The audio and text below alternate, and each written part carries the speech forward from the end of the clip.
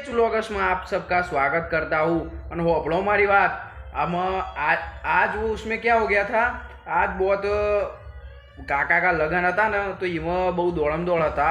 तो आज एनी माना वीडियो बनाई ज नहीं क्या, व्लॉग बनाई ज नहीं क्या, तो एनी माना थोड़ा एडजस्ट कर लेजो। और उसमें क्या होता है, अभी काले अभी काका का थोड़ा लगन है थोड़ा दिवस में, એટલે थोड़ा दौड़म दौड़ चलता था, એટલે फिर मैं वीडियो नहीं बना क्या, इसलिए मैं अभी थोड़ा वीडियो बना के तो अपलोड कर रहा हूँ। और हम जो मेरी बात को पता है, मेरे को कोई नहीं देखता, पर यही माने जितना देखता है उसको थैंक यू यार। और अभी इसमें क्या है, अभी काका का लगन है तो अभी नाचने गया था मैं।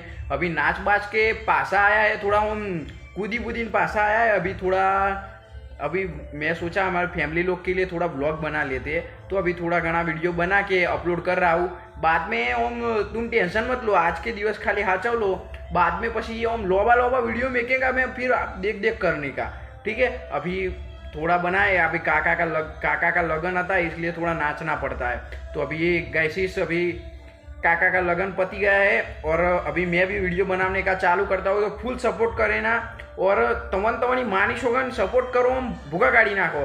એટલે ओम वो क्या बोलूँ मैं, मेरे को समझ नहीं पड़ता है।